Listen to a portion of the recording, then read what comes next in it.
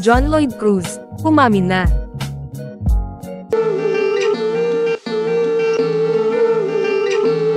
Ng isang sikat na aktor na si John Lloyd Cruz, ang relasyon nila ni Isabel Santos. Tinanong ang aktor kung naniniwala ba siya sa marriage, sa kanyang paglabas sa interview noong October 24, yes ang sagot ng aktor sa tanong. Was there a time na hindi ka naniniwala sa marriage? Muling tanong niya kay John Lloyd. For me, the right way to put it, baka hindi ko pa nami-meet. Feeling ko it's defined by two people. Parang it's hard na kung ikaw lang mag-isa. Para akong nagpe-pretend sa mga naging opinion ko about it, marriage, yung ganoong buhay. Parang hindi ko naisip na desisyon yun na ginagawa ng dalawang tao.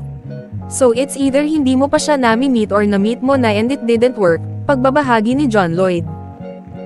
Tinanong tuloy ni Boy kung ano pa ba talaga ang namagitan, bukod sa apo ng tanyag na pintor at cartoonist na si Malang Santos. Si Isabel ay girlfriend ko, boyfriend niya ako, maikling sagot ni John Lloyd ngunit halata ang kilig sa aktor. Habang sinusubukang alamin ni Tito Boy ang higit pa, pero lumalabas na mas nanaisin ng aktor na itago ang mga detalye ng kanilang relasyon. We're boring people. Wala kaming may kukwento. Ganyan lang kami, turo sa picture na nasa LED, say ni John Lloyd. Aniya, nakilala niya si Isabel noong lumisan siya sa Kapamilya Network. Matagal na kaming magkakilala. Gallery nila yung una kong pinasok na gallery. It was at the time na bago pa lang akong tumigil with ABS-CBN. Napadpad ako sa pag-e-explore ng art, so gallery nila ang una kong napasok, chika ni John Lloyd. Pagpapatuloy niya, matagal na kaming magkakilala.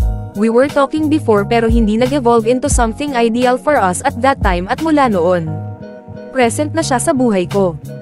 Mukhang malaki ang naging papel ni Isabel sa pag-improve ngayon ni John Lloyd.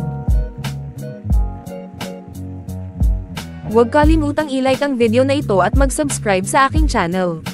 Salamat sa panonood.